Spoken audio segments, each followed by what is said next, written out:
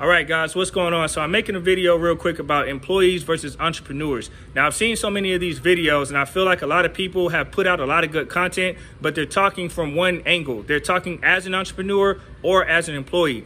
Most of these people are not currently doing both. So me, myself, I have been a manager for 10 plus years, but in those 10 plus years, I've also had my own business that I built up on the side, and I've done an entrepreneurship. So I'm able to talk about both from an unbiased perspective. So I'm going to give you my 7 key topics that I feel should help make you decide on which one's better, employee or entrepreneur, and then you can be the deciding factor as for yourself. Okay, so I'll give you my opinion on which one I think is better in these 7 topics. Now, before I get started, I am not factoring passive income. Okay, I repeat, I'm not factoring in passive income. Most entrepreneurs have a passive income. So if we include passive income, I'll be upfront. I believe entrepreneurship blows employee out the water. It doesn't matter what you say.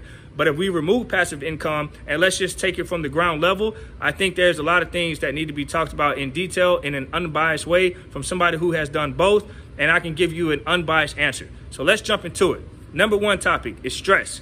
Which one's better, employee or entrepreneurship? I'm going to say it's a tie. And the reason being, I think both of them have high levels of stress. I've seen so many entrepreneurs have a high level of stress when income is not coming in, when they don't know where their next paycheck's coming from. But I've also seen employees have a high level of stress. They might have their own paychecks coming in, but they have a lot of stress because they're working with coworkers they don't like. They feel like there's no career growth. So there's a lot of factors that go in to both of these respective fields. So I'm just going to say it's a tie because there's too many fields out there to say which one's better.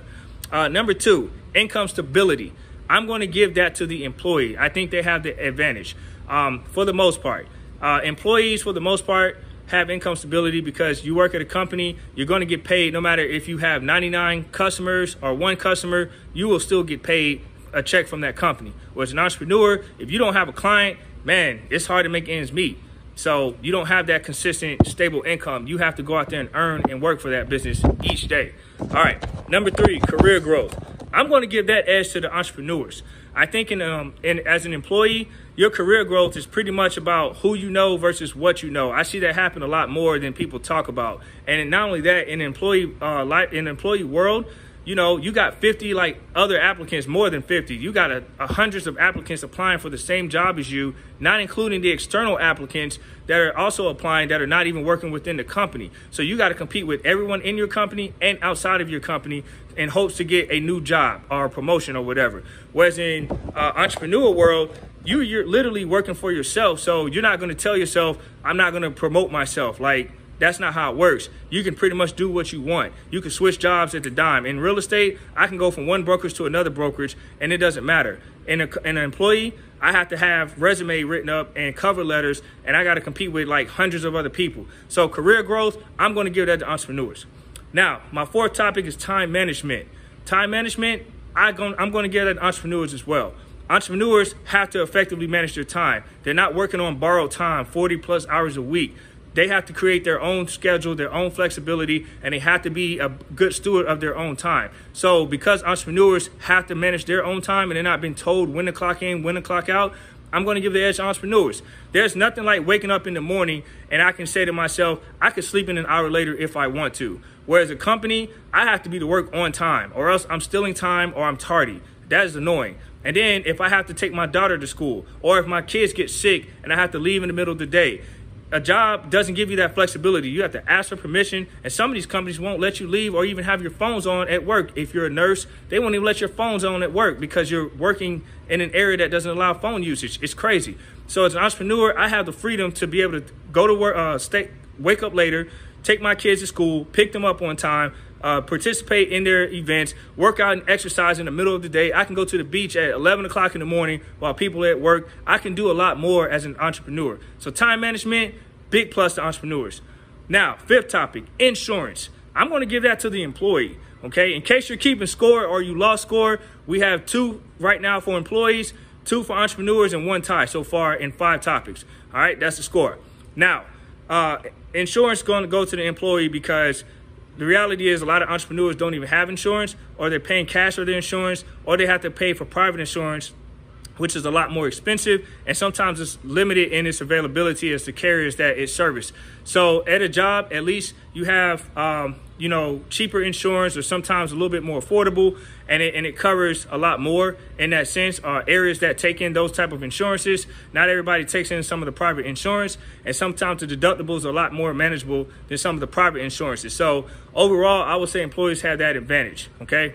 Now, number 6, vacation time. Okay, I'm going to give this a tie. Now, entrepreneurs, before you shoot me, I want to let it be known that there are public sector employees and private sector employees. A lot of entrepreneurs might not be aware, but there are some employees that work at private sector jobs. They actually get more vacation time off than the average 2 weeks that's promoted to employees. I'm talking about at least 5 weeks paid vacation. I know some employees that personally have more time off in a year, and they're getting paid while they're off, versus an entrepreneur. They don't take as much time off on average, because if they take off, then they don't get paid. They have to attend to their clients. So like in real estate, if I just decide to go 3 months off and I have no passive income coming in, how am I going to keep my business going? I can't. I have to be to attend to my job, attend to my business every day, right? So with that being said, I think that employees and entrepreneurs, it's a tie, because not all employees are limited to 2 weeks. Not all employees have to sit there and say, I have to ask for certain time off. There are some jobs, believe it or not, employees can work remotely and they can travel as much as an entrepreneur can, or employees have private sector jobs. There's thousands of those out there, and they have more vacation time. So I'm going to give it a tie, because there's just too many broad jobs and broad businesses out there to say which one's better than the other. And the 7th point. Now, right now, if you're losing track, we have a total of 2 ties, 2 checks for employees and 2 checks for entrepreneurs. So we're pretty much even right now. Now, here's the 7th. I made odd number because I want to say one's better than the other. And the 7th one, I'm going to let you decide it. I'm not going to pick, but I am going to tell you my opinion, and you can take it how you want it. All right, number 7 is building a career versus applying for a job. Applying for a job falls in with an employee. Building a career is an entrepreneur. Which one's better? Now, check this out. You employees out there, before you shoot me, I'm going to tell you something. You guys love to talk about how entrepreneurs is so risky. What if it doesn't work? What about the money that you got to come up with to start your own business and get stable income, blah, blah, blah. Well, guess what, employees? Let me help remind you of something. A lot of you employees have college degrees. And for those that do have college degrees, guess what? You took out a huge loan just to work an entry-level position and not get paid right away in what your income is. So basically, you have more debt than you do income coming in, and it's going to take you years, maybe even more than a decade, to pay it off. So it doesn't matter what your profession is. Whatever you took out that loan for, you're not making that right away back in one lump sum. Entrepreneurs, on the other hand, on average, just to be a real estate agent, guess what? It cost me as little as $1,400 to start up my own business. And I do things with marketing that I cut out my expenses. So I have spent about $1,400 a year just to be able to do real estate. And employees, you guys might not be starting up money to go out here and work a job, but then you had to take out a significant loan to get that college degree to be able to have that position. And guess what? You might not even get that position because you're competing with someone else who might have a higher degree to you. So now you got to go back and get a master's degree. So you're actually spending more money up front than you are than most entrepreneurs, believe it or not.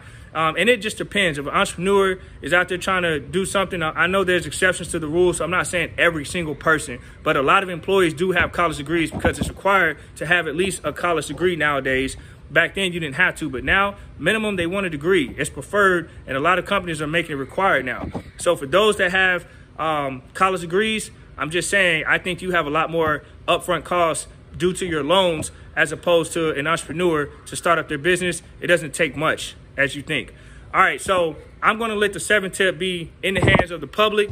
I have spoken, and based on what I said, if you read between the lines, you can see what I think is better overall, even without passive income. But at the end of the day, you have to do what makes you happy, okay? So I hope this video helps make you informed from an unbiased perspective. I've done both management and employee life and entrepreneurship, and I'm just giving you this information and my experience and my knowledge.